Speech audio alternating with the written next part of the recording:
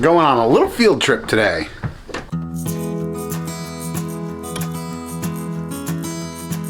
Today we are packing up the family into the rental car. Jackie still doesn't have her Ford back. And we are heading to the New Hampshire Farm, Forest, and Garden Expo.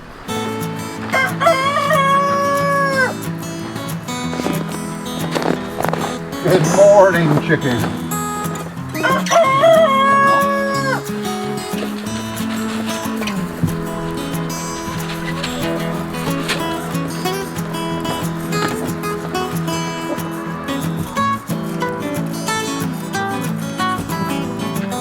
I'm actually really happy with how Murph's been doing this year. Murph's our rooster, and very few frostbite issues this year. It has been cold. It's pretty cold right now, actually. And he's got a little bit of frostbite on the back spikes of his comb, a few on his wattle, just tiny ones though, nothing compared to what we've seen in the past, so I'm calling that a win. Hey, you back there. You excited? I'm excited. Cool.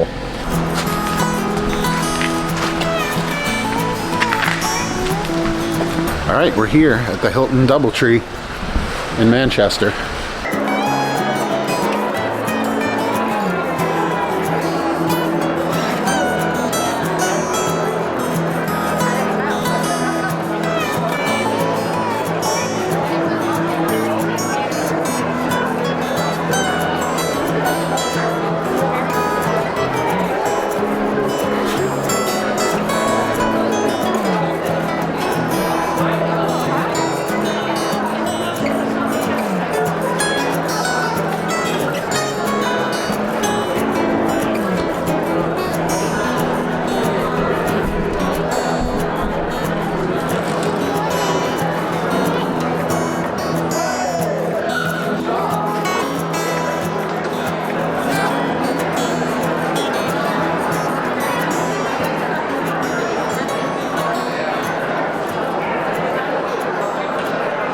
Hey everybody, I'm here with George and Caitlin Ryan of Concord Tractor.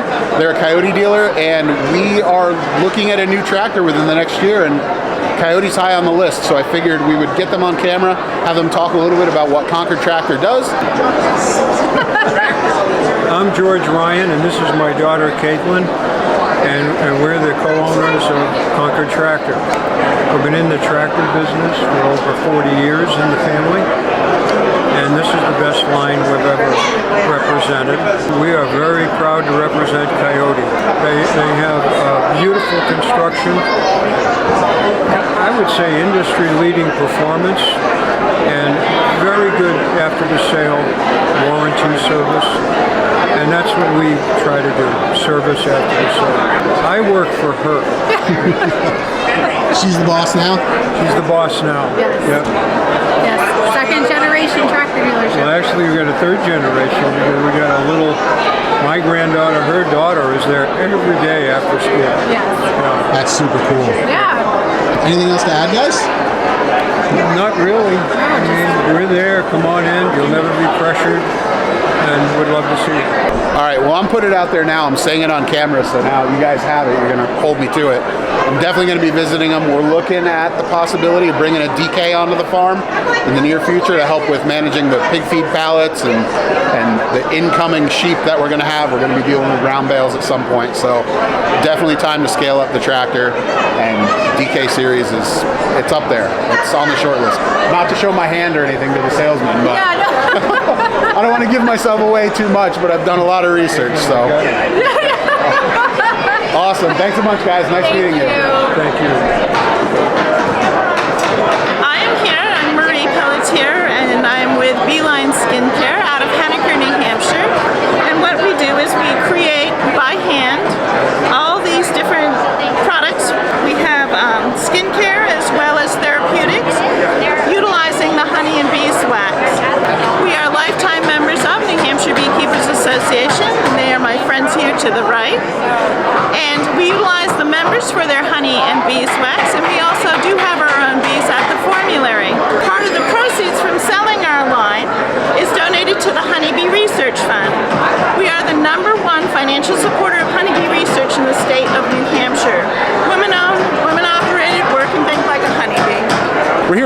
Tom at Osborne's Agway. They've got 3 locations here in New Hampshire. I'm going to let them talk a little bit about what they do and where they are, and take it away, guys. All right. So yeah, we've got 3 retail locations. One in Concord, one in Hooksett, and one in Belmont or Winnisquam, the Winnisquam region of Belmont. We're a feed dealer. We sell pool and grain, but we also do a lot of garden supplies, fertilizer, grass seed, nursery products, bedding plants in the spring. We have clothing. Yep. Arborwear. Life is good. Life is good. Carhartt clothing. Arborwear. Yeah, Arborwear. Go Arborwear. A lot of pet food. Dog food, cat food. Really any animal you need to feed or any plant that you want to grow, we can help you out with it. Each of our stores has a country store with local products that we sell. Yeah, we try to support local, native New Hampshire farms and other crafts and New Hampshire made products, New England made really especially, but try to zone in on New Hampshire stuff. Definitely like supporting local businesses, Agway, Osborne's Agway especially, local New Hampshire business, good people. I've known Gretch for it's going on like 5 or at least 6 years now. So awesome place to shop. Definitely recommend if you're in the New Hampshire area, especially central. Swing in, they'll take care of you for all your farm needs.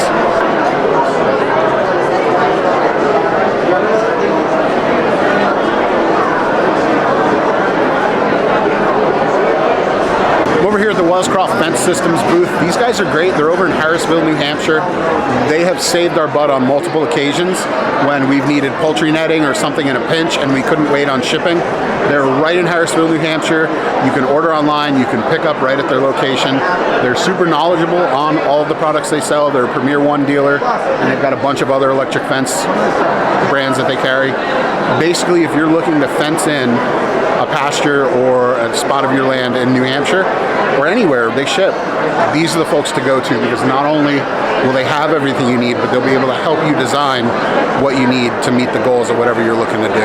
So whether you're in New Hampshire or you're beyond, if you're in New Hampshire, great, because you can swing right in and grab what you need. But definitely check out Wellscroft Fencing Systems. They're awesome people.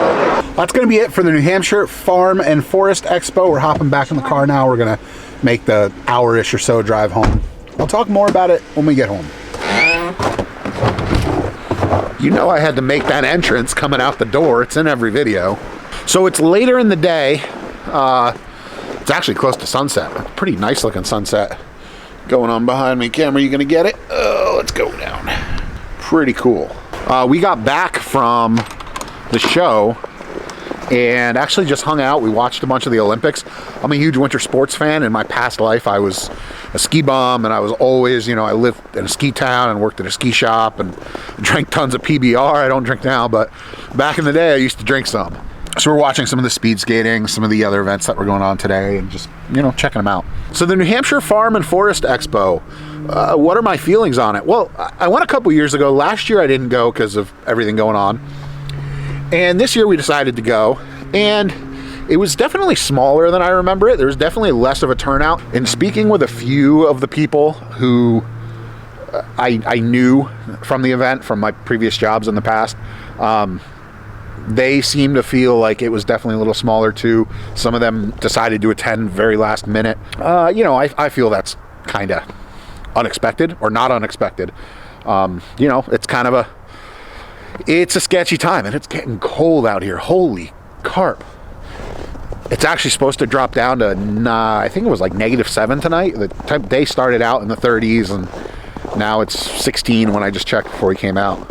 Knowing what I know about, obviously, farmers and homesteaders and garden people, we're pretty hardy people. We like to go out and do our stuff. But I feel maybe that held a few people back from attending the event this year. It's just kind of, some people don't feel comfortable, and that's up to them. And, regardless of what your opinion is on the whole thing, everyone's entitled to their own opinion on it. If they don't want to go, they don't want to go. But if you're interested in the topics of farming, forestry, and gardening, which all, as you can see behind me, tie into the homesteading space, I think it might be worth attending in the future if you're in the region. Speaking of forestry, what's going on with the logging project? So I came out here yesterday in the afternoon. You can see that beautiful sunset behind me. That's going to be great. We're going to have a great view of that from the house. This is the front portion of the logging cut. out to the rock wall back there. And then there's actually a logging road that we explored yesterday that heads to the back, where they're not cutting a ton. They're just cutting some white pines back there that are really nice.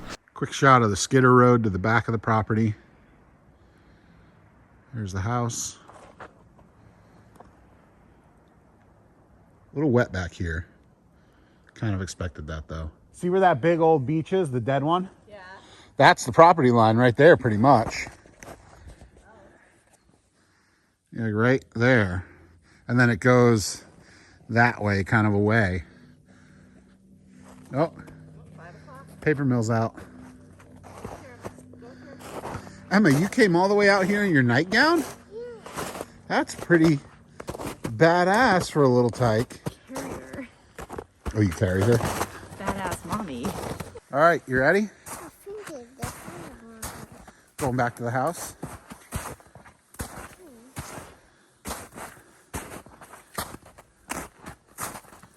This is a nice little evening walk in the snow. Behind me over here is what we have cut right now. We are also going to be going onto this side of the driveway. You can see they've kind of started cutting over here. Not too much. It's going to be actually heading out from right behind where you see there's this pile of snow behind me right there. You can maybe see the tape on the tree. It's going to be heading out at a diagonal from me and kind of on a straight line. I'll turn the camera around and show you in a second here so you can kind of see. But that's going to be what we're doing over here. This is going to be, again, pasture. This is kind of the drier side. This is also going to be pasture, but it's going to need a little bit more work to kind of bring it into good pasture. It's a little bit wetter. We're going to have to do some drainage, dig some swales, kind of go that route over here. The machines have been working super hard. I've got great footage of them. The benefit to logging like this versus having guys go in with chainsaws and winch skidders and actually running grapple skidders and feller bunchers is that you can work even when the weather is trashy. I mean, you can work when the weather is trashy even if you're running a chainsaw, but you tend to be a little bit more effective. Nobody wants to be out in the pouring rain running a chainsaw. So running a feller buncher like this, running a skidder like this, a grapple skidder, where the operators are enclosed and they're protected and they're out of the weather, they're able to work more efficiently and actually do way more work on getting the area cleaned out, which is pretty cool because we're on a time frame when it comes to the ground thawing. It's soaking wet right now. We got so much rain with that storm the other day. It's pretty much made the driveway a river, which is not so bad because it's frozen. I mean, we can get the cars down it without sinking in, but. So yeah, that's where we're at. My hands are freezing. I'm gonna go inside. I'm gonna hang out with Emma. I'm gonna watch a few more Olympics. Jackie's inside as well. And we'll see you on the next video. As always, thanks for watching, everybody, and have a great day. Bye.